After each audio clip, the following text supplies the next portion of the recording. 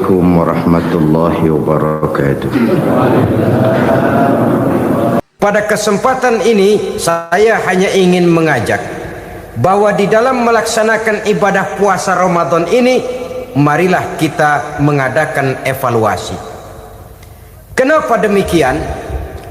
Barangkali secara jujur, walaupun agak berat, saya masih harus berkata, masih banyak di antara kita umat Islam yang di dalam melaksanakan suatu ibadah terjebak dalam rutinitas ritual.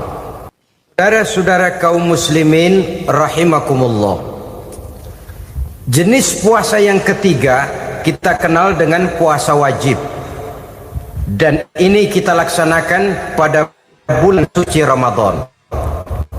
Tentang teknis pelaksanaan ibadah puasa di bulan Ramadan sudah pernah saya bicarakan pada pertemuan tentang Ramadan dan Idul Fitri. Pada kesempatan ini saya hanya ingin mengajak bahwa di dalam melaksanakan ibadah puasa Ramadan ini, marilah kita mengadakan evaluasi. Kenapa demikian? Barangkali secara jujur, walaupun agak berat, saya masih harus berkata, masih banyak di antara kita umat Islam yang di dalam melaksanakan suatu ibadah terjebak dalam rutinitas ritual. Apa itu rutinitas ritual? Itu bahasa susah. Berhubung saya tidak ingin bicara yang susah-susah, kita bicara yang mudah-mudah saja.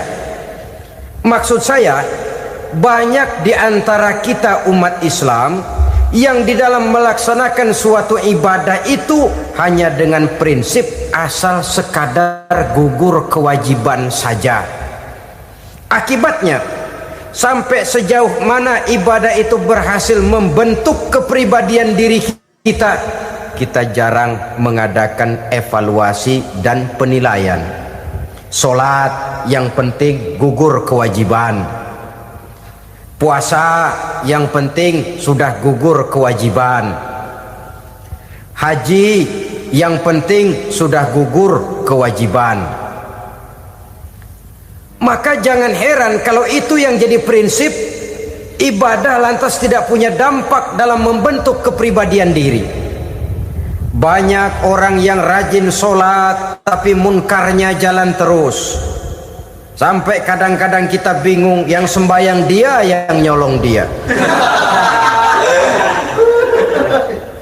Puasanya kelihatannya tekun tapi tidak punya kepekaan sosial.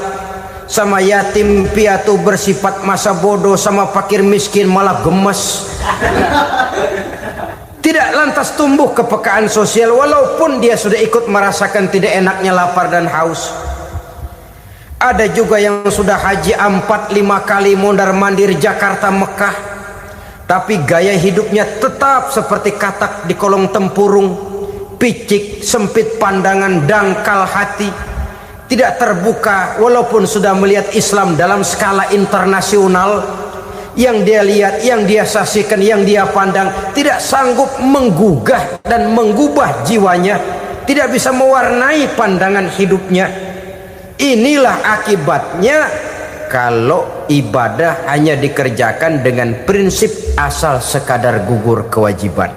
Hasilnya yaitu tadi, hajinya cuma menang topi putih sama serban. Sholatnya cuma prinsip asal gugur kewajiban, begitu juga puasanya, begitu juga zakatnya dan ibadah-ibadah lainnya.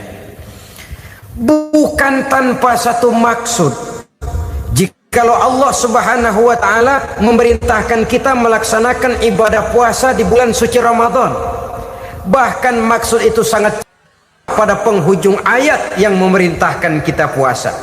Ya ayyuhalladzina amanu kutiba alaikumus syiyam kama kutiba alal ladzina min qablikum la'allakum tattaqun. Orang yang beriman diwajibkan atas kamu berpuasa, telah diwajibkan juga kepada orang-orang yang sebelum kamu, la'allakum tattaqun, agar kamu dengan puasa itu menjadi manusia yang bertakwa kepada Allah Subhanahu wa taala. Dengan kata lain, berhasil atau tidak puasa Ramadan kita ini akan nampak takwa kita meningkat atau tidak setelah kita melaksanakan ibadah puasa. Sehingga kalau orang mengatakan Ramadan itu merupakan month of training, bulan latihan, keluar latihan tentu harus semakin naik dan baik gaya kehidupan kita. Jadi tujuan utama daripada pelaksanaan ibadah puasa adalah untuk membentuk manusia yang bertakwa. Nah, takwa itu kata Imam Qusairi hurufnya ada 4. Ta, qaf, wawu, ya. Masing-masing huruf ini simbol dari pribadi orang yang bertakwa, bina dan dibentuk oleh pelaksanaan puasanya. Mari kita lihat. Huruf ta adalah lambang dari sifat tawadhu, rendah hati. Orang yang bertakwa, orang yang tidak mempunyai sifat sombong. Puasa menanamkan kita kesadaran terhadap kelemahan, terhadap keterbatasan, terhadap segala ketidakmampuan yang kita miliki. Ya Allah, baru sehari nggak kena makan, nggak kena minum, sudah begini lemesnya. Puasa memang, kalau pagi orang masih sehat, masih terdorong oleh sahur, siang masih lumayan, tapi zuhur ke atas biasanya mulai sikap lemah manusiawi, keterbatasan kekuatan biologis itu mulai nampak. Dari sini tanam satu kesadaran, kalau begitu apa yang mau disembuhkan di hadapan Allah? Kaya, siapa sih orang paling kaya? Ilmu, siapa sih orang paling pintar? Pangkat, siapa sih orang paling tinggi jabatannya?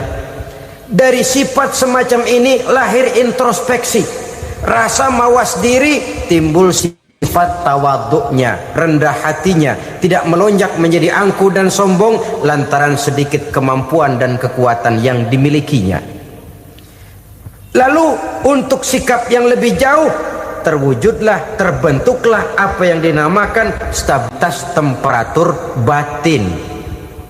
Orang tetap konstan menjaga nilai-nilai idealisme yang pernah dimilikinya. Dia mulai dengan adil, dia berjalan tetap dengan keadilan, dan dia berakhir juga tetap dalam keadilan. Jangan mulainya adil, tengahnya setengah adil, di akhirnya malah zolim sama sekali. Ini tidak punya stabilitas temperatur batin. Kan banyak orang begitu toh. Mulanya benar, belakangan mau benar sendiri. Mulanya sudah rela berkorban buat kepentingan orang banyak, belakangan malah selalu mengorbankan kepentingan orang banyak.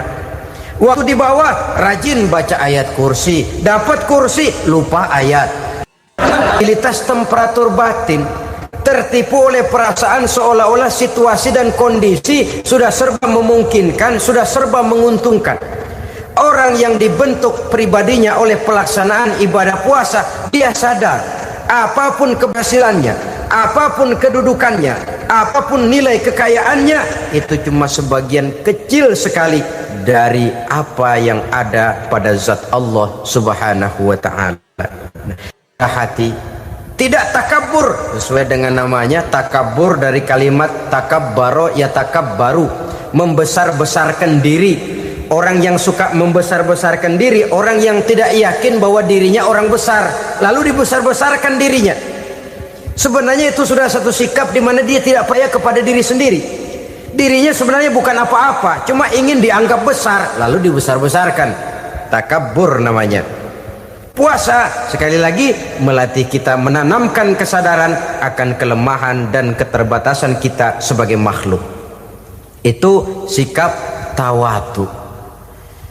Fir'aun, saudara tahu Fir'aun Lama-lama dia jadi raja, lupa diri dan lupa daratan, melonjak menjadi angkuh dan sombong, sampai kepada puncak kekurang ajarannya, memproklamirkan dirinya menjadi Tuhan. Hitler juga begitu. Pendeknya, orang manakala tidak ada kesadaran tentang dari mana segalanya berasal dan kemana segalanya akan kembali, dia mudah out of control. Kalau sudah out of control, maka dia akan melakukan perbuatan yang melampaui batas. Itu yang pertama. Jadi orang takwa, orang yang rendah hati, salah satu tujuan daripada pelaksanaan ibadah puasa menanamkan sikap rendah hati. Dari sikap rendah hati ini yang timbul lalu apa? Kepekaan sosial. Kalau saya puasa, saya sudah merasakan bagaimana tidak enaknya lapar. Saya sudah merasakan bagaimana tidak enaknya haus. Tapi bagaimanapun, saya lapar cuma sebentar, saya haus cuma sebentar. Selesai maghrib, lapar saya hilang, haus saya hilang. Bagaimana yatim piatu, orang-orang tua jompo yang perlu santunan, orang-orang miskin yang terkapar di kolong-kolong jembatan, yang tiap hari merasakan perasaan seperti ini, tanpa tahu kapan hidup dan nasibnya akan berubah. Tidur beratapkan langit, berselimut koran. Kalau demikian, saya ini beruntung. Kalau demikian, apa yang bisa saya lakukan untuk mereka? Kepekaan sosial ini lalu timbul dalam apa yang orang sekarang namakan solidaritas kesetiakawanan sosial. Hidup tidak hanya untuk kepentingan diri dan perutnya sendiri saja, tapi mau menolong, mau membantu orang yang memang memerlukan bantuan dan pertolongan itu sendiri. Jangan setelah tahu lapar tidak enak, haus tidak enak, tapi kita tidak mau tenggang rasa, tidak mau timbang rasa. Begini loh tidak enaknya lapar, begini loh tidak enaknya haus. Ini terjadi pada diri saya. Saya masih mampu, masih berbuka puasa. Bagaimana yang tiap hari merasakan seperti ini? Tidak Ramadan, tidak Syawal, tidak Zulqa'dah, tidak Zulhijjah, selalu kelaparan dan kehausan. Dari sana timbul kepekaan sosial. Lalu lahirlah sikap pemurah, dermawan, mau menoleh ke kiri dan ke kanan. Bahkan Al-Quran itu sampai mengancam betul. Ara'aita allazi yukadzibu bid-din fadzalika allazi yad'ul yatim wa la mendustakan agama. Islam mendustakan Islam. Salat dia tapi mendustakan salat. Puasa dia tapi mendustakan puasa. Siapa mereka itu? Fadzalika allazi yad'ul yatim. Merekalah orang-orang yang meninggalkan anak-anak yatim. Wala yahuddu ala ta'amil miskin, dan tidak pernah memberi pertolongan, tidak memerintahkan memberi makan kepada fakir miskin, walaupun dia berada pada posisi dan kondisi yang memang dia mampu.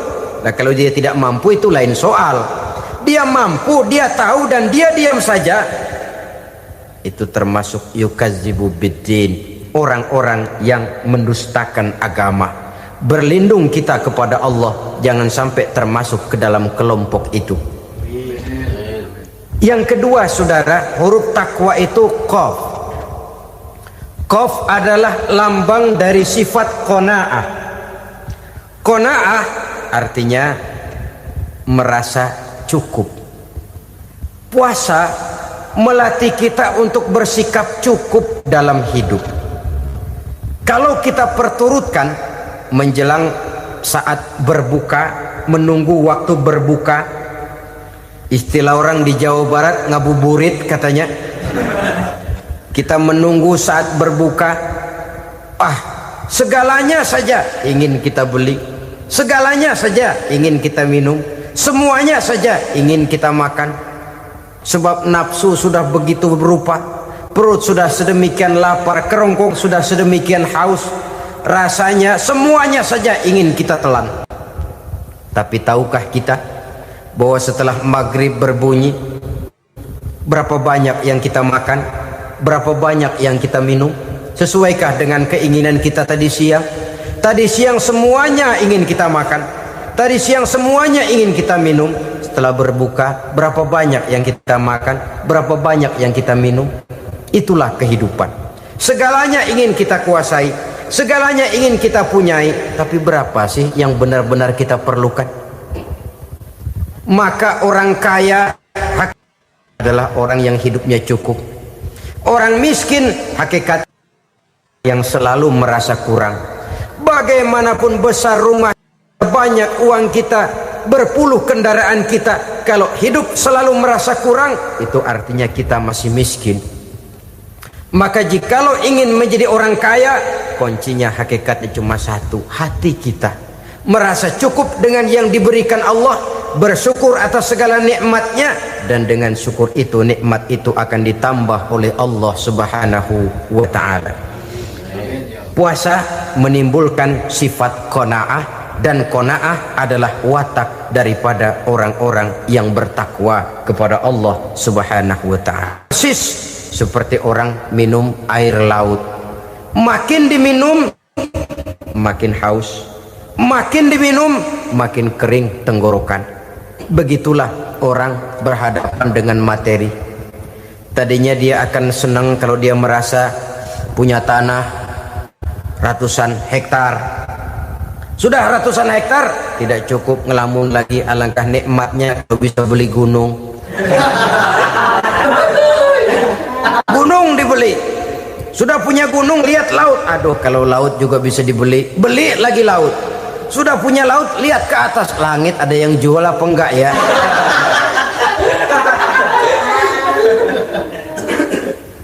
Seperti orang berhadapan dengan air laut yang makin diminum makin membuat kita haus dan makin kering tenggorokan ini.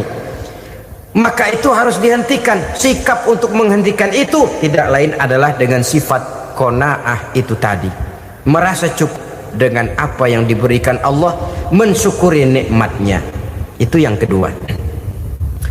Yang ketiga, pada kalimat takwa ada huruf wawu. Wawu adalah simbol dari sifat wara dengan ain. Wara, orang yang terpelihara dirinya baik dari yang syubhat, lebih-lebih dari yang haram. Syubhat, saudara tahu, barang yang remeng-remeng. Tapi sungguh pun remeng-remeng, kira-kira prosentasenya 70-30. 70% haram, 30% kemungkinan halalnya. Maka yang syubhat lebih baik dijauhi daripada diambil. Orang yang punya kepribadian wara, dirinya terpelihara, jangankan dari yang haram, dari yang syubhat saja dia sanggup menjaga dan memelihara dirinya. Oleh karena itu saya heran kalau orang di bulan Ramadan dia sanggup menjaga diri di waktu siang dari jenis makanan yang halal, dari jenis minuman yang haram. Ada tahu nganggur di meja siang, enggak dia makan. Ada air teh nganggur di meja siang, enggak dia makan. Padahal itu jenis makanan dan minuman yang halal. Tapi ketika datang maghrib, dia berbuka dengan makanan yang dibeli dari uang yang dihasilkan dengan cara yang haram. Bukankah itu sesuatu yang terbalik? Bukankah demikian, dengan demikian sudah tidak lagi menimbulkan sikap yang bisa memelihara dan menjaga kepribadian diri? Orang yang membiasakan diri terpelihara dari yang syubhat apalagi yang haram, maka baik yang dipakainya, yang diminumnya, yang dimakannya terdirilah dari barang-barang yang baik yang dihalalkan oleh agama. Wara. Kemudian yang keempat, pada huruf kalimat takwa ada huruf yakin. Huruf ya simbol dari sifat yakin. Orang yang puasa dibentuk kepribadiannya mempunyai satu keyakinan yang tangguh, dan keyakinan adalah ciri daripada orang yang takwa. Kita lihat yang dipanggil melaksanakan ibadah puasa ini kan iman, karena memang sulit untuk melaksanakan puasa kalau tidak iman yang jadi dasar. Setidaknya seperti sudah pernah saya sampaikan, ibadah puasa ini memang sulit terkena penyakit show. Kalau kita sholat barangkali terangsang karena kelihatan orang lain. Kalau kita pergi haji mungkin jadi sugesti karena orang banyak tahu. Kalau kita bayar kita jadi terangsang karena banyak orang lihat. Tapi kalau sudah puasa, puasa itu kan yang tahu cuma kita dan Allah saja. Ya, kita sholat, orang lain lihat, kita jadi rada semangat. Kita pergi haji, orang lain banyak ngantar, kita semangat. Kita bayar zakat, orang lain banyak saksikan, kita bersemangat. Tapi kita puasa, siapa yang mau nyaksiin kita puasa? Siapa yang mau memuji kita puasa? Siapa yang mau menyanjung kita puasa? Itu cuma urusan kita dan Allah. Oleh karenanya, dasar daripada pelaksanaan ibadah yang harus mencegah tenggorokan, segalanya jadi nikmatan. Tidak ada kerja yang lebih indah selain kerja yang didasarkan kepada satu keyakinan bahwa yang kita kerjakan itu adalah sesuatu yang benar. Dalam hal ini sesuatu yang diperintahkan oleh Allah Subhanahu wa taala kepada kita. Saudara-saudara kaum muslimin rahimakumullah. Demikianlah titik evaluasi kita. Jangan berpuasa hanya dengan prinsip asal sekadar menggugurkan kewajiban saja, yang akan berakibat Ramadan tahun ini berakhir begitu, Ramadan terjebak menjalani rutinitas ritualnya saja. Bahkan kadang-kadang yang nyata betul, Nabi menganjurkan tingkatkan ibadah pada 10 hari yang akhir di bulan Ramadan, tanggal 20 sampai akhir Ramadan. Yang kita praktekkan malah kegiatan ibadah kita justru menurun pada 20 Ramadan yang akhir. Coba lihat 20 Ramadan ke atas, itu pasukan tarawih paling kelas 60-70 tahun ke atas. Kemana yang lain sudah berpikir menghadapi lebaran, berpikir pulang mudik, berpikir macam-macam. Akibatnya konsentrasi ibadah lalu buyar. Dianjurkan Rasul tingkatkan ibadah pada 10 hari yang terakhir. Kita malah makin ke akhir makin lancip.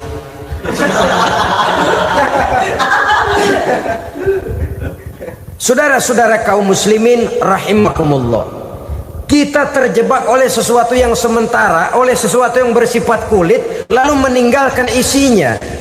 Padahal jikalau kita tidak mengisi Ramadan dengan kegiatan ibadah, berarti kita tidak keluar dari Ramadan dengan jiwa yang baru, yang sudah ditempa oleh pengalaman ibadah di bulan Ramadan. Artinya kita tidak kembali kepada fitrah, kesucian seperti saat kita dilahirkan. Lalu kalau kita tidak kembali kepada fitrah, apa yang mau kita rayakan pada Idul Fitri itu? Di mana letak kegembiraan kita? Di mana letak kebahagiaan hati? Kembalikah kita kepada fitrah? Tidak. Benarkah puasa yang kita kerjakan? Kelihatannya juga tidak. Adakah dampak dari pelaksanaan ibadah dalam pribadi kita? Tidak. Kadang-kadang Ramadan selesai malah teriak merdeka.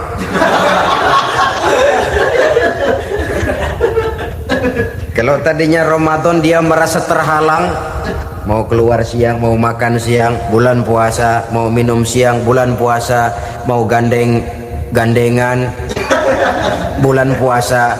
Ramadan selesai, kibarin bendera, teriak merdeka. Lalu kembali merajalela. Saudara-saudara, dampaknya tidak akan kelihatan. Padahal puasa yang baik, la'allakum tattaqun, membentuk manusia yang bertakwa kepada Allah Azza wa Jalla.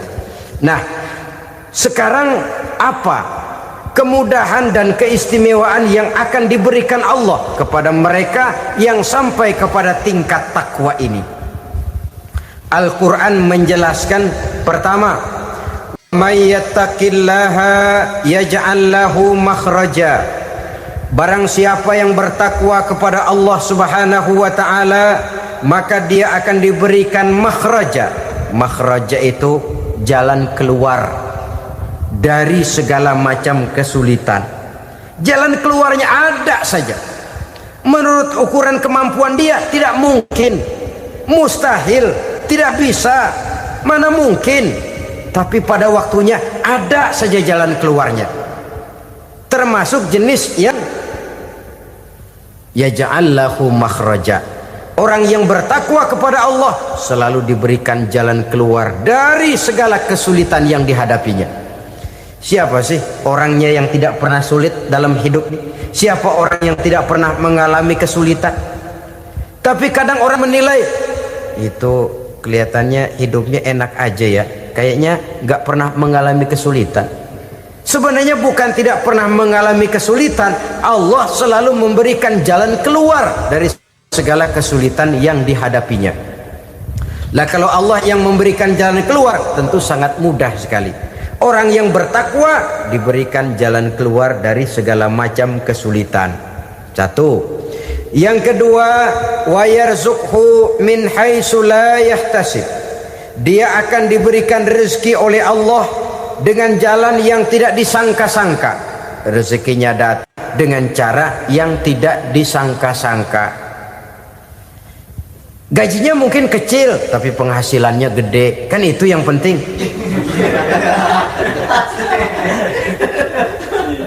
Gaji dan penghasilan kan lain tuh. Boleh jadi gaji kecil asal penghasilan gede, kan nikmat hidup itu. Nah, penghasilan ini ada yang bisa kita perkirakan. Bisa kita perkirakan. Misalnya gaji itu tadi. Kalau saya kerja, gaji saya begini. Ada rezeki yang masuk min haitsu la yahtasib. Tidak kita sangka-sangka, tidak kita duga-duga, tahu-tahu ada saja rezeki. Datang orang bawa persoalan yang mendatangkan hasil.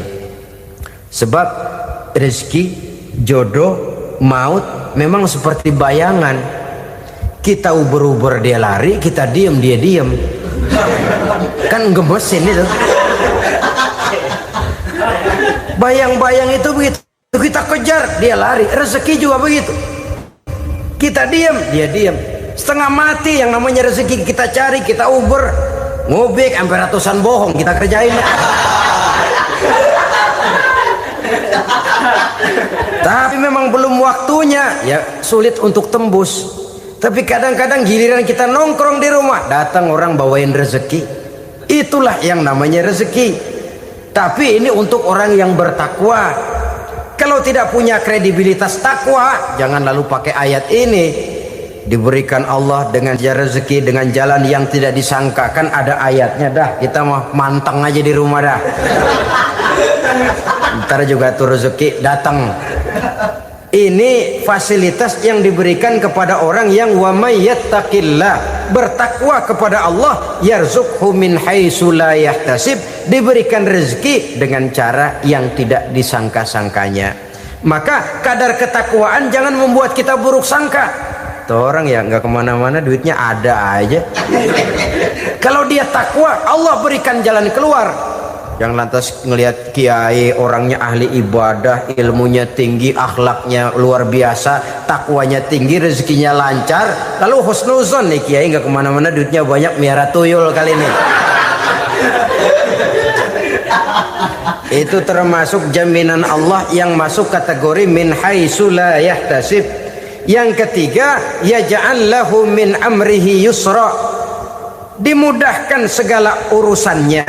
Dimudahkan segala urusannya. Kemudian yang keempat, yukaffir anhu sayyiatihi wa yu'azzim lahu ajra, diampuni segala kesalahannya dan dibesarkan pahala kebaikan yang dikerjakannya. Maka mudah-mudahan puasa yang kita kerjakan mengantarkan kita kepada ketakwaan kepada Allah, dan takwa membuka janji Allah kepada kita di dalam kehidupan ini. Kenapa sih kita yakin Quran itu kitab suci? Pertama, ajarannya sesuai dengan fitrah manusia. Suatu kitab dinamakan suci kalau konsep ajarannya sesuai dengan fitrah. Contoh, ini laki-laki ini seneng nggak sama perempuan? Normal. Kalau nggak seneng, saya ragu-ragu. Perempuan seneng nggak sama laki-laki?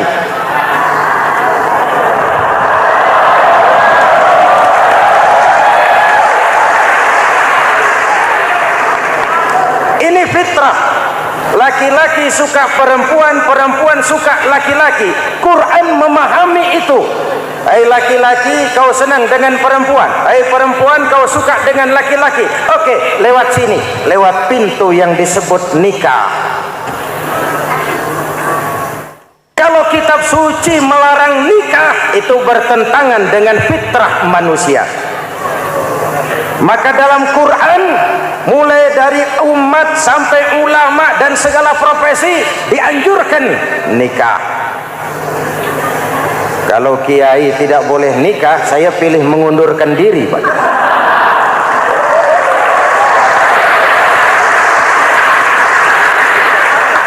Itu bertentangan dengan fitrah. Lagian mubazir dikasih perabotan nggak dipakai.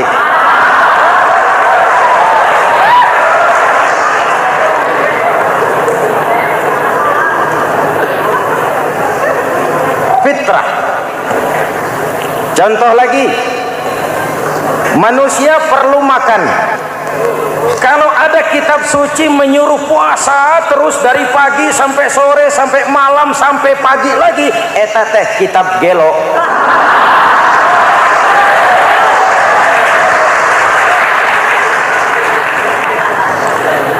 Quran sesuai dengan fitrah, puasa mulai dari imsak sampai datang waktu maghrib. Puasa ngebleng dari pagi sampai sore sampai malam merusak kesehatan. Malam berpuasa boleh bergaul dengan istri. Kenapa? Fitrah. Kalau siang tidak boleh, malam tidak boleh, sebulan penuh panas kepala.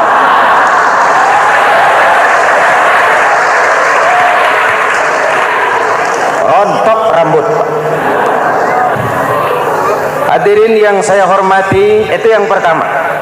Yang kedua, kita yakini Quran sebagai kitab suci karena isinya tidak saling bertentangan, konsekuen, konsisten. Kalau ada satu kitab, di satu ayat mengajarkan Tuhan Esa, di lain ayat mengajarkan tiga, liar eta mah. Bagaimana kitab suci isinya paradoks? Bagaimana kitab suci isinya saling bertentangan? Di ayat manapun sekali Quran berkata Allah itu Esa, selamanya Esa. Isinya tidak saling bertentangan. Lalu yang ketiga, kita yakini Quran kitab suci karena dia bersih dari intervensi manusiawi. Sejak turunnya Al-Quran menantang, jikalau kamu ragu terhadap Quran yang kami turunkan kepada hamba kami Muhammad, kamu anggap itu cuma bikinan Muhammad. Kalau Muhammad bisa, kamu tentu bisa. Baik, bikin satu surah semacam Al-Quran. 14 abad yang lalu tantangan ini turun dan sampai malam ini belum terjawabkan. Pak, barangkali tidak ada yang mau coba. Banyak. Antara lain Musailamah Al-Kazzab, dia mencoba membuat menandingi Al-Quran. Dia buat satu surah namanya surah Al-Fil. Bunyinya begini, bikinan Musailamah. Al-Fil, wa mal-fil, wa ma adraka mal-fil, lahu khurtumun tawil, wa lahu zail. Sudah berbentuk syair. Isinya apa? Al-Fil, gajah. Wa mal-fil, apakah gajah itu? Wa ma adraka mal-fil, tahukah kamu apa itu gajah? Lahu khurtumun tawil, dia punya belalai panjang. Wa lahu zail, dan dia punya ekor. Enggak usah turun ayat begituan, orang tahu.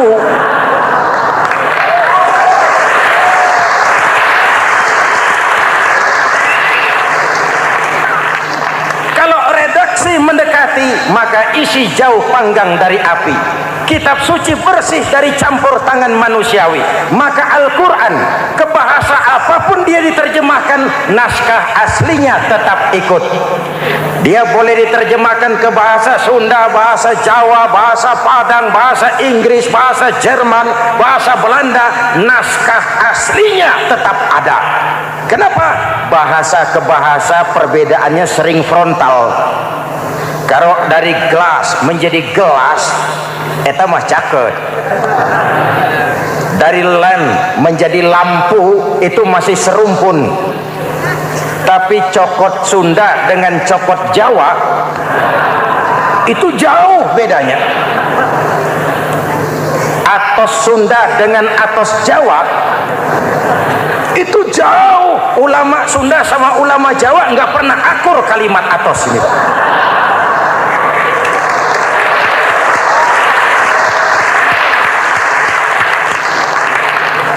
Inilah kebenaran janji Allah, inna nahnu nazzalna dzikra wa inna lahu lahafizun. Kami yang turunkan Al-Quran, kami yang akan menjaganya. Ribuan orang hafal Al-Quran. Lalu apa pesan-pesan misi utama Al-Quran? Pertama, menegakkan tauhid. Ini yang lebih dahulu, membentuk kualitas sumber daya manusia dengan menanamkan nilai-nilai keimanan, membebaskan dari ketergantungan kepada benda. Ya ayyuhan nasu ubudu rabbakumul ladzi khalaqakum. Hai manusia, Tuhanmu yang perlu kau sembah hanyalah Tuhan yang telah menciptakan kamu. Jangan menyembah Tuhan yang tidak pernah menciptakan kamu. Mengapa kau menyembah harta padahal dirimu lebih berharga dari harta? Kenapa kau menyembah pangkat dan jabatan padahal dirimu lebih berharga dari pangkat dan jabatan?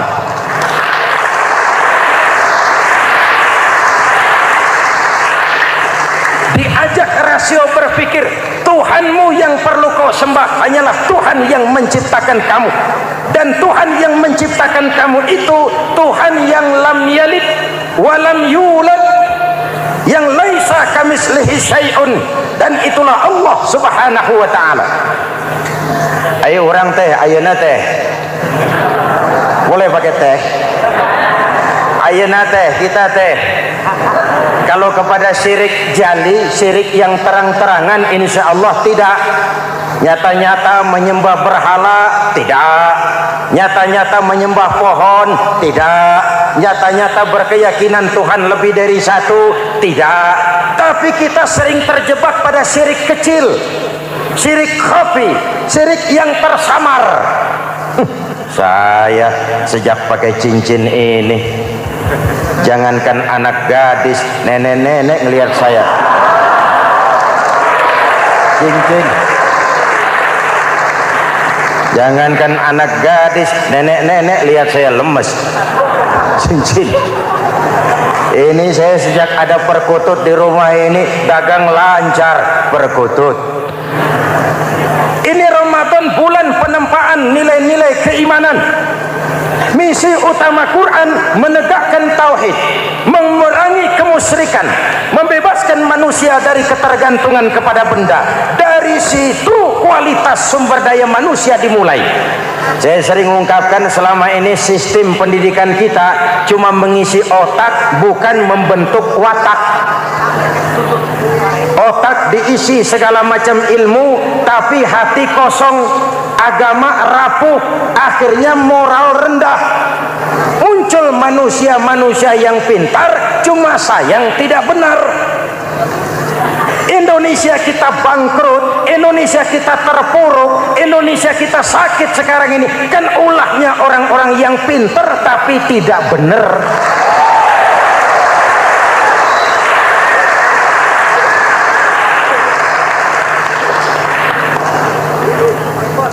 Saya bicara kayak begini, ini bukan pidato politik, ini nurani politik naon kadut.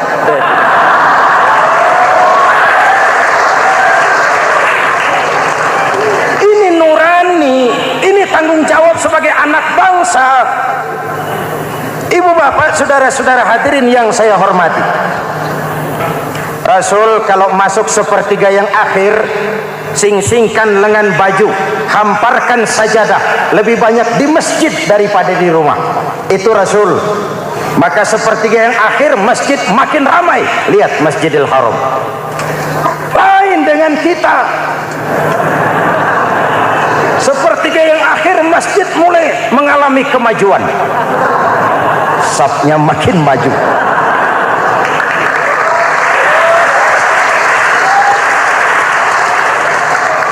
Pasar ramai, terminal beludak. Padahal sepertiga yang akhir itu puncak. Padahal di situ nilai tambah, dan anggap ini Ramadan terakhir yang diberikan Allah kepada kita. Kenapa? Memang tidak ada jaminan tahun depan ketemu Ramadan lagi.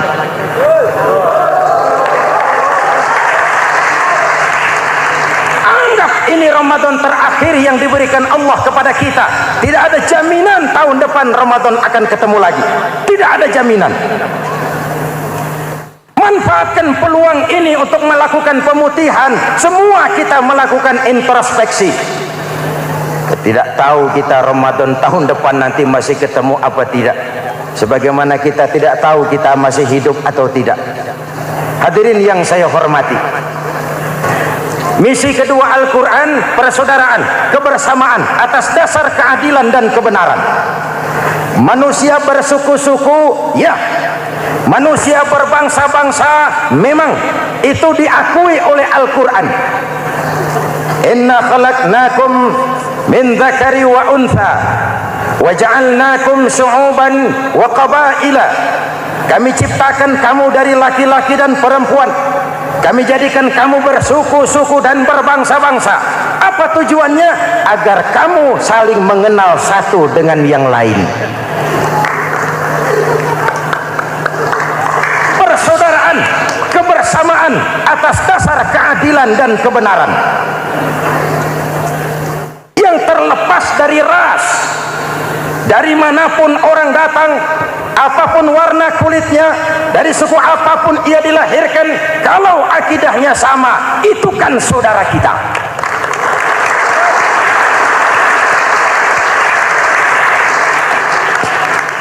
Seperti di masjid, kita tidak peduli dari mana kita datang. Yang datang dari kidul, madhab ngulon mang. Yang datang dari sebelah lor, madhab ngulon mang. Yang datang dari sebelah wetan, madhab kulon mang. Yang datang dari kulon, madhab ngulon. Bukan soal dari mana kau datang, tapi satu arah menghadapmu. Kau mau Betawi, mau Sunda, mau Jawa, mau Padang, mau Aceh, mau Batak, mau Ambon, kita satu nusa, satu bangsa, satu bahasa. Marilah kita jadi lem perekat buat lingkungan kita di saat keutuhan kita sebagai bangsa sedang dalam ujian berat. Semangat kebersamaan atas dasar keadilan. Tidak ada mayoritas menekan minoritas. Umat Islam itu kalau besar, dia mampu melindungi yang kecil. Kalau kecil, dia bisa menjaga diri. Tiap sholat Jumat khatib berpesan pada akhir khutbah kedua, innallaha ya'muru bil adli wal ihsan. Innallaha ya'muru bil adli wal ihsan. Allah memerintahkan kamu menegakkan keadilan dengan argumen, bukan dengan sentimen. Mengajak, bukan mengejek. Merangkul, tidak untuk tujuan memukul. Kalau sebagai bangsa kita utuh, kompak dan bersatu, saya yakin kita akan bisa mengatasi kesulitan-kesulitan sekarang ini.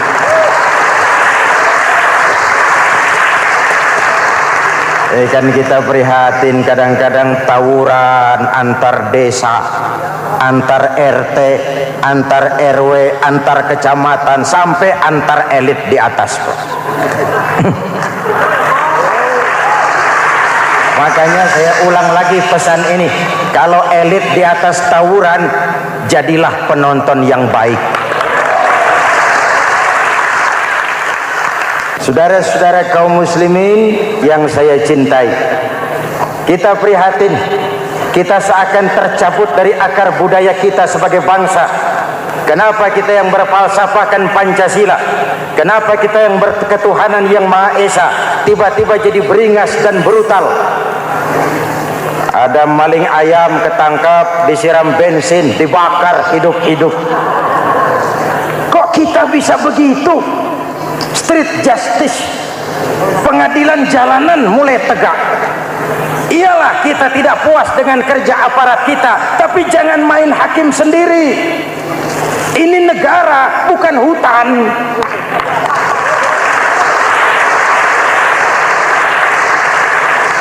Jangan mencegah kemunkaran dengan menegakkan kemunkaran baru.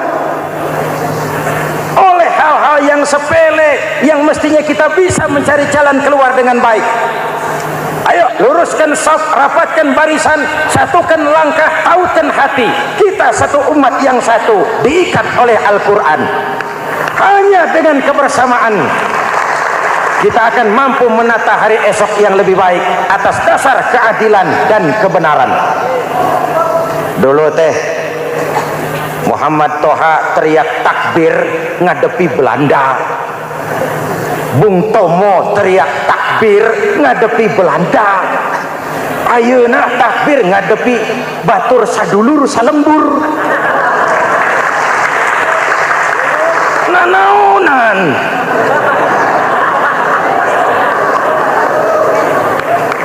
Bung Tomo teriak takbir, Muhammad Toha teriak takbir, yang dihadapi jelas penjajah Belanda. Kita ngadepi saudara sendiri, Allahu Akbar, yang sana teriak Allahu Akbar, setan tepuk tangan di tengah. Yuk kita rukun, yuk kita kompak, yuk kita bersatu, yuk kita pulang, yuk.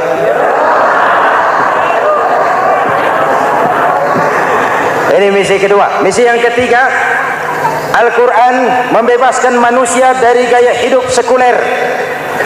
Quran mengingatkan, awas bung, ada hidup sesudah mati, ada akhirat sesudah dunia.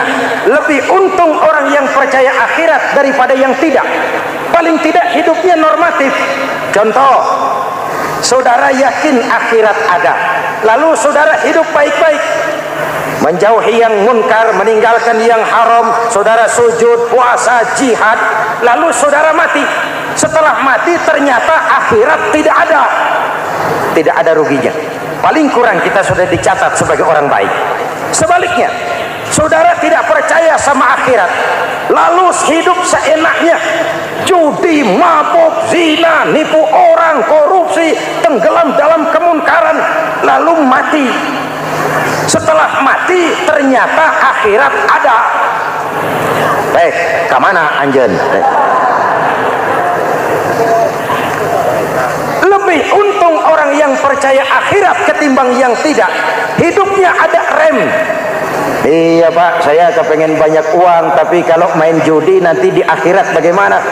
Iya, saya kepengen jadi orang kaya, tapi kalau korupsi, nipu orang, buka peternakan tuyul, nanti di akhirat bagaimana? Gaya hidup yang berkeseimbangan. Ada hidup sesudah mati dan ada akhirat sesudah dunia. Yang keempat, Quran membebaskan manusia dari belenggu kebodohan. Quran ayat yang pertama turun sudah berkata, Iqra, baca, kamu jangan jadi bodoh. Kebodohan menimbulkan kemiskinan, kemiskinan mendekatkan kepada kekufuran. Yang kelima, ini kado buat ibu-ibu, Quran mengangkat harkat, derajat dan martabat kaum wanita. Sebelum Quran turun, sebelum Islam datang, nasib wanita sangat menyedihkan.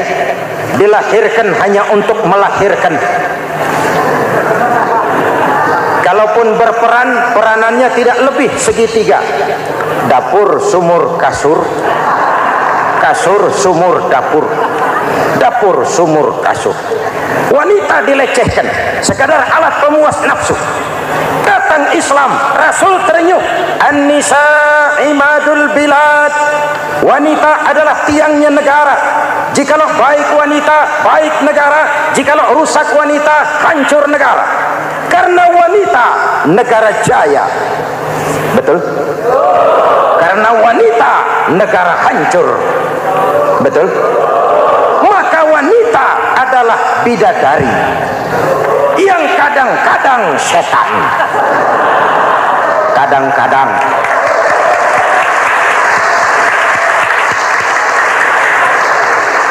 Ini yang hadir di sini bidadari semua. Ibu bapak, saudara-saudara hadirin yang saya hormati. Lalu bagaimana sikap kita terhadap Al-Quran? Quran sendiri menjelaskan, "Tsumma awrasnal kitaba allazina istafaina min ibadina." Kemudian kami wariskan kitab Al-Quran yang kami pilih buat hamba-hamba kami yang terpilih. Luar biasa. Umatnya umat pilihan, Rasulnya Rasul pilihan, kitabnya pun kitab pilihan. Kami wariskan Al-Quran kepada hamba-hamba kami yang kami pilih. Bagaimana sikap mereka setelah menerima Al-Quran? Terbagi tiga. Pertama, faminhum zalimun linafsihi. Di antara mereka ada yang setelah menerima Al-Quran lalu zalim kepada dirinya sendiri. Diterimanya Al-Quran dengan lidahnya, tapi ditolak dengan perbuatannya. Mulutnya menjunjung Al-Quran, perbuatannya menginjak Al-Quran. Quran bilang ke barat, dia pergi ke timur. Quran bilang ke selatan, dia berangkat ke utara. Quran bilang haram, dia terjang. Quran bilang halal, dia tidak mau. Orang seperti itu tidak zalim kepada Allah, tapi zalim kepada dirinya sendiri. Mudah-mudahan kita yang termasuk golongan ini. Amin. Yang kedua, wa minhum muqtasid. Di antara mereka ada yang menerima Quran 50-50. Separuh-separuh. Yang enak dilaksanakan, yang berat ditinggal. Padahal pada sisi lain Quran mengajarkan masuklah ke dalam Islam secara total, kafah, jangan separuh-separuh. Ini watak munafik. Kalau dilihat Islam menguntungkan, rame-rame teriak Islam. Ketika diminta berjihad, diminta berkorban, diminta zakat, rame-rame mengundurkan diri. Saya bangkrut Pak, saya miskin Pak, saya pailit Pak. Mental itu dalam awal-awal Baqarah dijelaskan. Kullama adha'a lahum masyaw fi wa idza adlama 'alaihim qamu. Kalau terang mereka berangkat, kalau gelap mereka mandek. Itu ciri orang munafik beragama. Kalau Islam menguntungkan, rame-rame teriak Islam. Ketika diminta berjihad, berkorban, berjuang, rame-rame mengundurkan diri. Muqtasid. Golongan yang ketiga, ini yang ideal. Wa minhum sabiqum bil khairati biiznillah. Di antara mereka ada yang setelah menerima Al-Quran lalu berlomba-lomba mengamalkannya, berlomba-lomba melaksanakannya. Jangan sampai yang baca Quran dengan suara merdu dapat piala, yang mengamalkan Quran dengan konsekuen dapat penjara.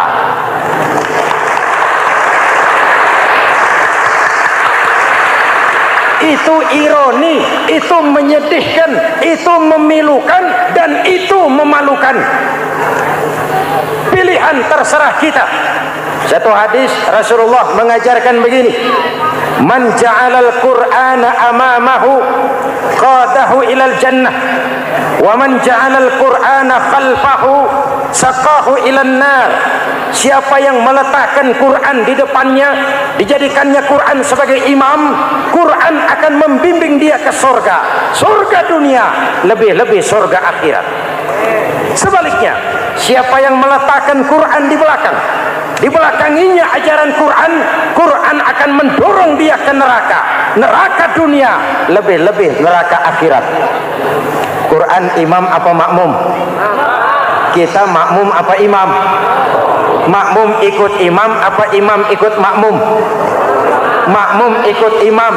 Jikalau Quran adalah imam, jikalau kita adalah makmum. Ke barat kata Quran, ke barat kita berangkat.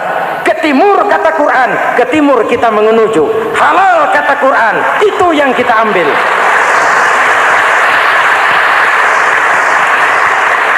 Mari kita jadikan Ramadan sebagai bulan di mana sedikit demi sedikit kita berupaya kembali menjadi generasi yang Qurani. Rasulullah pernah ditanya, kalau Tuhan wafat ya Rasul, kemana kami minta nasihat? Aku tinggalkan kamu dua nasihat. Satu yang diam saja, satu yang bisa bicara. Yang bisa bicara apa ya Rasul? Al-Quran. Minta nasihat Quran. Yang diam saja apa ya Rasul? Maut. Dalam hidup ada dua nasihat. Nasihat yang bisa bicara, Al-Quran. Nasihat yang diam saja, maut. Mau dagang, minta nasihat Quran. Mau bertetangga, minta nasihat Quran. Itu nasihat. Nasihat yang kedua, diam saja, tahu-tahu datang maut. Makanya anggap ini Ramadan terakhir yang diberikan Allah kepada kita, karena tahun depan tidak ada jaminan kita bertemu Ramadan. Manfaatkan 10 yang akhir untuk meningkatkan nilai ibadah kita kepada Allah Subhanahu wa taala. Pada pertemuan kali ini secara khusus kita akan membicarakan tentang puasa ini. Kita akan mulai dari yang pertama, puasa sunnah. Sebagaimana yang kita maklum, sunnah adalah satu perbuatan yang apabila kita kerjakan berpahala, tapi apabila kita tinggalkan tidak merupakan dosa. Hanya saja ia merupakan barometer dan ukuran daripada orang-orang yang cinta kepada sunnah itu sendiri. Ada banyak jenis puasa-puasa sunnah ini.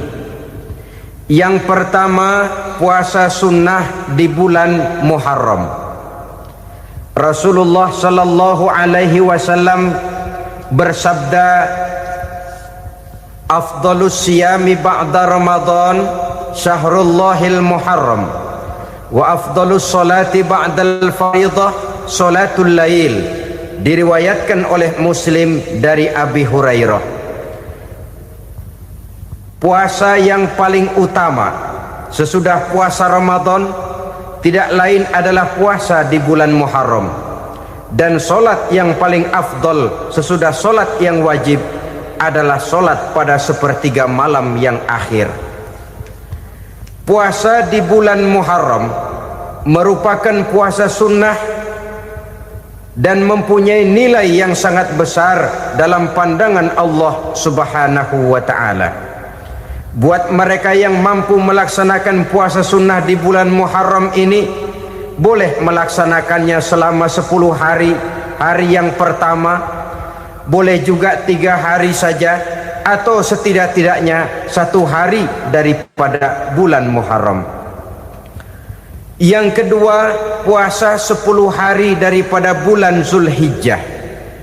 Karena bulan Zulhijjah ini memang termasuk bulan yang dimuliakan oleh Allah Subhanahu wa taala. Pertama, di sana ada hari Tarwiyah, ada hari Arafah, ada hari kurban, ada talbiyah, ada pelaksanaan haji dengan segala manasiknya. Maka puasa sunnah di bulan Zulhijjah merupakan amalan yang sangat utama dan besar pahalanya dalam pandangan Allah Azza wa Jalla. Sebagian ulama menjelaskan, man shoma hazihil ayyam akramahullahu bi asyri asya'in. Siapa orang yang melaksanakan ibadah puasa sunnah pada hari-hari 10 di bulan Zulhijjah ini, Allah Subhanahu wa ta'ala akan memuliakannya dengan 10 macam perkara. Saudara, ini keuntungannya. Yang pertama, orang yang puasa di hari-hari 10 bulan Zulhijjah diberikan al-barakah fi umrihi, diberikan keberkahan pada umurnya.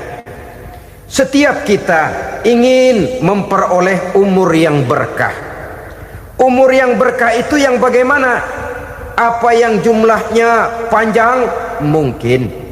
Tetapi yang jelas, umur yang berkah ini adalah umur yang bisa dipertanggungjawabkan di hadapan Allah Subhanahu wa ta'ala. Artinya, umur yang diisi penuh dengan kebajikan, umur yang diisi dengan segala macam kegiatan ibadah, dan umur yang dengan demikian sungguh pun kita sudah mati, jasad terkubur dalam tanah, nama kita akan tetap hidup, dikenal orang oleh karena kebajikan yang kita kerjakan. Saya kira akan lebih merupakan azab ketimbang nikmat kalau orang diberikan umur panjang tapi hanya untuk menumpuk-numpuk dosa saja. Kan lebih baik mana? Umur pendek banyak pahala, umur panjang banyak dosa. Lebih baik mana? Saya yakin yang paling baik tentu umur panjang banyak pahala. Paling sial umur pendek dosa melulu. Sudah diberikan umur pendek tidak seberapa, dosa berlipat ganda. Itu kalau orang kampung bilang tekor namanya. Rugi. Umur pendek hanya untuk menumpuk-numpuk dosa. Boleh jadi kalau umat-umat zaman dulu, saudara, mereka diberikan umur panjang. Nabi Adam, kita tahu Nabi Adam itu 2000 tahun umurnya. Nabi Nuh 950 tahun. Umatnya ya rata-rata segitu itu. Nah, kalau mereka misalnya punya umur 800 tahun, lalu 200 tahun mereka melakukan dosa, kan masih punya restan 600 tahun untuk taubat. Karena umurnya diberikan jatah panjang. Kita ini oleh Allah Subhanahu wa taala, umat Nabi Muhammad ini umurnya pendek-pendek. Kalau nyontoh Nabi 63 tahun saja. Kalau diberikan 70 tahun umur kita sekarang, itu sudah dapat jatah lebih 7 tahun.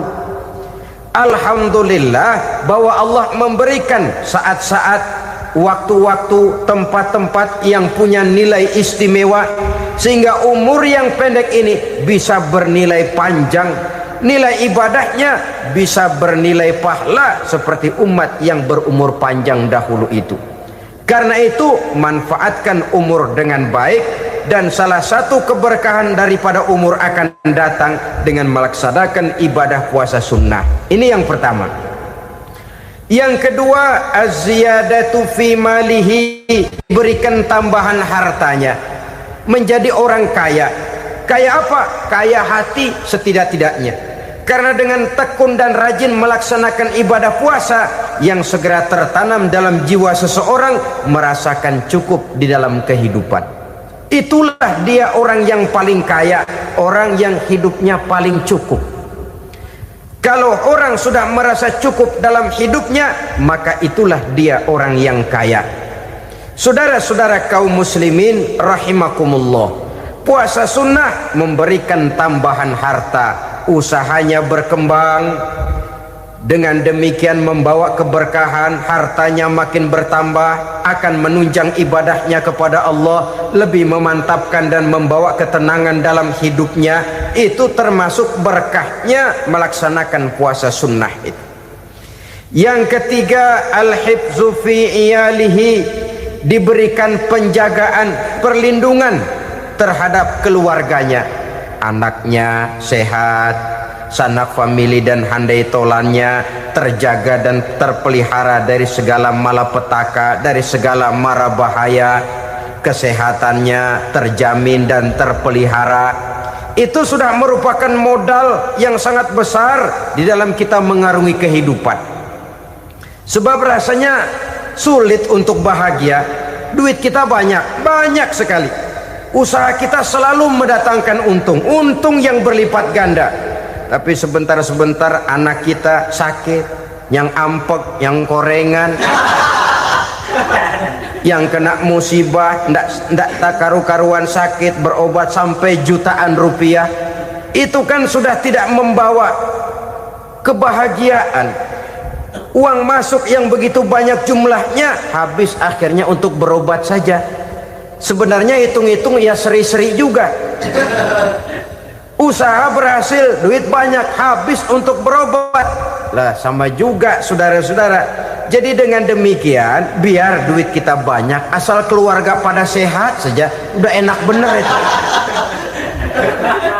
Duit banyak, ekonomi cukup, keluarga sehat, nikmat rasanya menjalani kehidupan ini. Yang kiamat sudah duit kagak barang seperak, keluarga ampek semua. Kiamat sudah. Saudara hadirin yang saya hormati, jadi yang ketiga, Allah memberikan pemeliharaan terhadap keluarganya. Satu kali orang dipelihara Allah, tidak satu kekuatan pun yang bisa mencelakakan. Satu kali orang disengsarakan Allah, tidak satu tenaga pun yang mampu menyelamatkannya. Itulah sebabnya perlindungan Allah, pemeliharaan Allah terhadap diri dan keluarga sangat kita perlukan di dalam kehidupan ini. Dengan melaksanakan ibadah puasa, kita mendekatkan diri kepada Allah. Dengan dekat kepada Allah, maka Allah pun dekat kepada kita. Sehingga dalam hadis qudsi dikatakan, ta'arraf ilallahi firraha ya'rifka fi syiddah, Ingatlah kepada Allah di waktu kamu senang, agar Allah ingat kepada kamu di waktu kamu susah. Yang kita laksanakan kadang-kadang sebaliknya. Waktu susah kita ingat Allah, waktu senang kita lupa Allah. Akhirnya nanti pada waktu kita melarat, kebelangsak, susah dan sebagainya, pertolongan tidak akan datang kepada kita. Benar, ta'araf ilallah firraha ya'rifka fisyiddah. Ingatlah kepada Allah di waktu kamu susah, ingatlah kepada Allah di waktu kamu senang, agar Allah ingat kepadamu di waktu kamu mendapat kesusahan. Umumnya watak manusia memang kalau sudah dapat susah, ingat kepada Allah. Waktu duduk, waktu berbaring, sambil tidur, dalam segala keadaan Allah disebutnya, Allah dimintakan pertolongannya. Tapi dikala dia berada pada posisi di atas angin, merasa senang, bahagia, Allah terlupakan. Saudara-saudara kaum muslimin, itu yang ketiga. Yang keempat, at-takfiru li sayyiatihi. Orang yang melaksanakan puasa sunnah itu diampuni segala dosa dan kesalahan yang telah dilakukannya. Dan yang kelima, at-tad'ifu li hasanatihi, diberikan balasan yang berlipat ganda dari segala kebaikan yang dikerjakannya. 1 berbalas 7, 7 bisa berbalas 10, 10 masih berbalas 100, masih ditambah dengan wallahu yudha'ifu liman yasha. Allah melipat gandakan pahala orang-orang yang dikehendakinya. Maka carilah satu kebaikan yang apabila kita kerjakan, dosa akan dihapus dan nilai pahalanya menjadi berlipat ganda. 1 kali kita bekerja, 2-30 bisa kita raih dan kita jangkau. Yang keenam, orang yang melaksanakan puasa sunnah di bulan Zulhijjah, at-tashil li sakarati mautihi, diberikan kemudahan pada saat menghadapi sakaratul maut. Maut a mysterious problem. Dia adalah pintu yang setiap orang pasti akan memasukinya. Bahwa mati adalah mati, itu semua kita tahu. Tapi hakikat orang pada saat menghadapi mati itu kan berbeda-beda. Ada yang matinya itu gampang sekali, persis orang tidur saja, tidak nampak gelisah, tidak bikin susah yang hidup, tidak gelimpangan di tempat tidur, persis seperti orang mau tidur saja. Ada yang sulit sekali menghadapi sakaratul maut, gelimpangan di tempat tidur, bikin bingung orang yang nunggu. Kadang-kadang seperti kerbau digorok lehernya. Saudara-saudara, sulit menghadapi sakaratul maut. Oleh karena itu Rasulullah sallallahu alaihi wasallam sering beliau itu kalau berdoa membaca Allahumma hawin alayya fi sakaratil maut. Ya Allah, mudahkan saya di dalam menghadapi sakaratul maut. Rasulullah saja, saudara, orang yang ibadahnya paling banyak, orang yang hatinya paling bersih, orang yang akhlaknya paling luhur, masih berdoa semacam ini, mohon dimudahkan oleh Allah agar mudah menghadapi sakaratul maut. Apalagi kita, terus terang kita ini paling-paling kelas muhtalid, bangsa sama pahala mau sama dosa doyan. Lebih perlu lagi menghadapi sakaratul maut, sehingga apabila malaikat maut datang menjemput nyawa kita, dimudahkan, jangan dibikin sulit, supaya mudah. Jadilah orang baik-baik.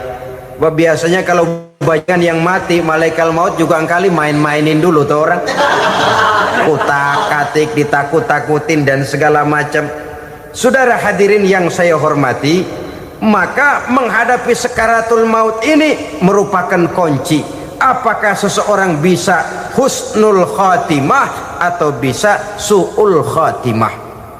Salah satu jalan untuk memudahkan diri menghadapi sakaratul maut, melaksanakan puasa sunnah di bulan Zulhijjah ini.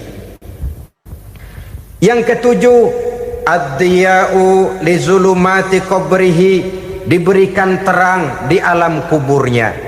Kubur, saudara tahu, saudara tentu sering lihat orang dimasukkan ke liang lahat, ditutup dengan papan, dinding ari kata kita di kampung, lalu diuruk lagi dengan tanah.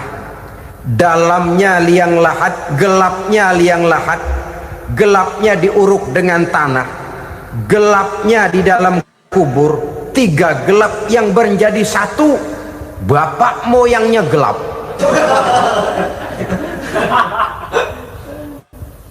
Puasa sunnah ini merupakan terang di alam kubur kita nanti.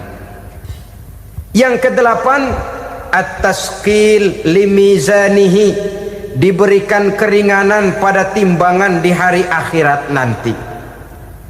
Bahwa setelah dibangkitkan dari kubur, setiap kita akan menghadapi perhitungan, akan ditimbang segala macam kebaikan dan segala macam kejahatan yang pernah kita lakukan di dalam kehidupan. Orang yang melaksanakan ibadah puasa sunnah, at-tasqilu limizanihi, diberikan keringanan timbangan hari akhiratnya nanti. Yang ke-9, an-najah minal bala, diberikan keselamatan dari segala macam bencana. Dan yang ke-10, as-su'ud ala darajatihi, diberikan ketinggian, naik derajatnya, derajat di dunia, lebih-lebih lagi derajat di akhirat nanti. Ini keutamaan yang diberikan Allah Subhanahu wa ta'ala kepada mereka yang melaksanakan ibadah puasa 10 hari di bulan Zulhijjah menurut penjelasan sebagian dari para ulama kita.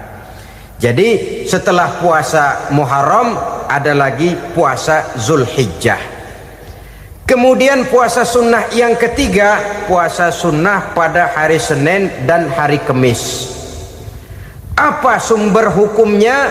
Diriwayatkan oleh Imam Muslim dari Abi Qatadah, Rasulullah Shallallahu Alaihi Wasallam ditanya tentang puasa pada hari Senin. Kenapa Rasul melakukan itu? Beliau menjawab, zalika yaumu wulidtu fihi wa yaumu bu'istu au unzila alayya fihi. Hari Senin itu adalah hari di mana aku dilahirkan dan hari di mana aku dibangkitkan. Wahyu pertama turun kepadaku pun pada hari itu. Maka sunnah melaksanakan puasa pada hari itu. Adapun hari Kamis, ada hadis yang diriwayatkan oleh Imam Turmuzi dari Abi Hurairah, Nabi bersabda, tu'radul a'malu yaumul isnaini wal khamisi fa uhibbu ay yu'radu amali wa ana sha'im. Disetor amal setiap manusia pada hari Senin dan pada hari Kamis. Maka aku ingin, kata Nabi, agar pada saat amalku disetor itu aku sedang puasa. Jadi malaikat itu menurut riwayat ini mencatat dan menyetorkan catatan amalan seseorang pada hari Senin, hari Kamis. Tiap hari Senin amalan kita disetor oleh malaikat. Catatan terakhir tentu yang sedang kita kerjakan, sehingga yang masuk daftar, saya tinggalkan orang ini, dia sedang puasa. Karena naik catatan amalnya pada hari Senin. Kamis diangkat lagi, catatan paling akhir, saya tinggalkan orang ini, dia sedang puasa. Itu makna fa uhibbu ay yu'rada amali wa ana sha'im. Aku senang kalau pada saat amalku disetor, catatan paling akhir aku lagi puasa. Satu keistimewaan. Alangkah celaka tiap amalan disetor kita sedang berbuat jahat. Senin, Kamis, teler, mabok, judi. Tiap amalan disetor, catatan akhirnya saya tinggalkan si fulan lagi teler. Laporan Senin. Kamis laporan lagi, saya tinggalkan si fulan lagi mirit kartu. Saudara hadirin yang saya muliakan, alangkah jeleknya catatan kita. Oleh karena itu sunnah puasa pada hari Senin dan hari Kamis. Ini amalan sunnah, saudara-saudara. Dan oleh karena ini amalan sunnah, sebagian ulama memberikan penjelasan, walaupun lupa niat, kalau sudah malam itu lupa niat, boleh niatnya sudah siang puasa sunnah ini, dengan catatan dari pagi belum makan apa-apa. Malam saudara lupa, tahu-tahu ingat ini hari Senin, dah jam 10, niatlah jam 10 itu, sah puasanya asal dari pagi belum makan apa-apa.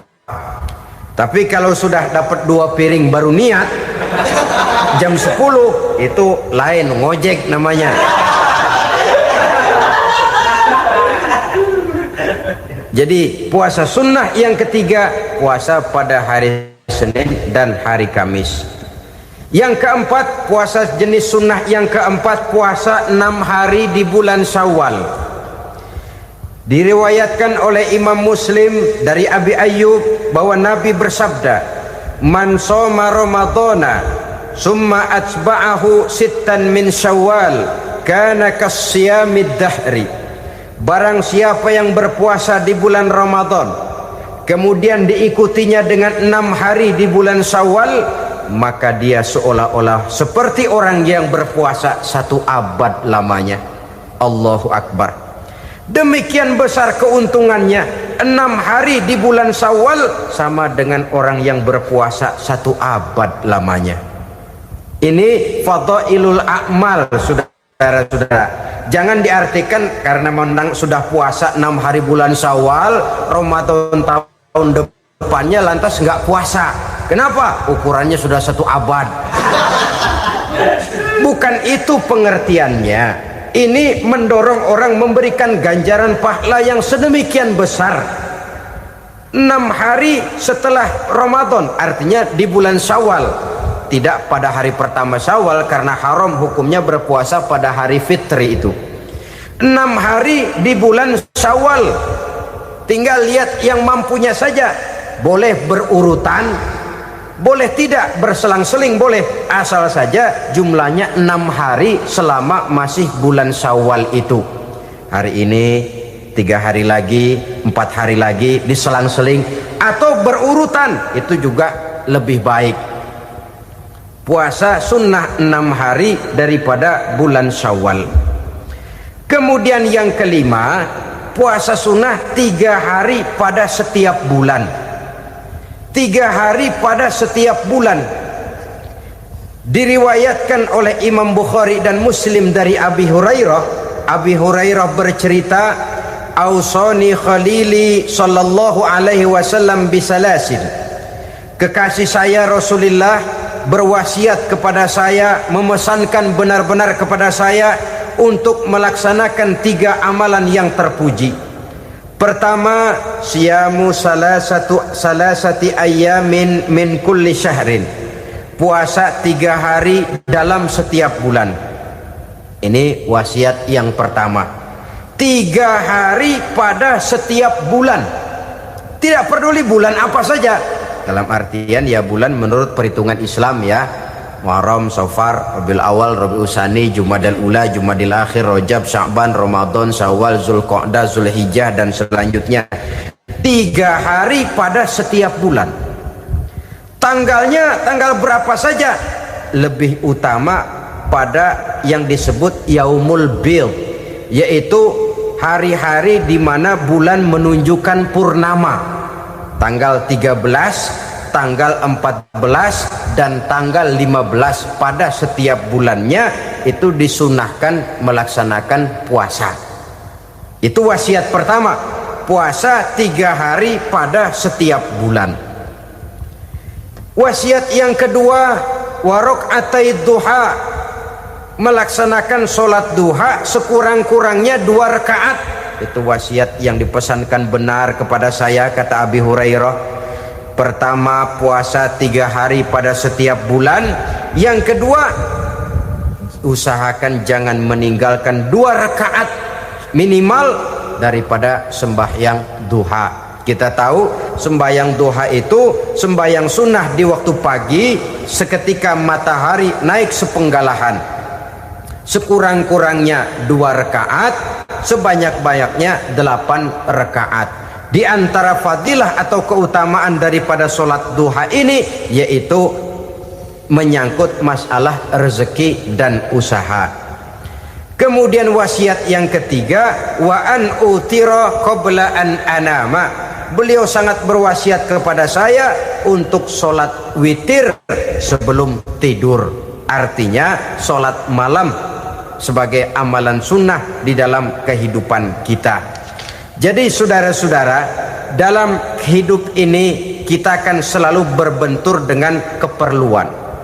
Kalau pada satu saat kita sudah sampai kepada tahap berpikir ini keperluan saya, tentu hal-hal semacam ini akan kita kerjakan.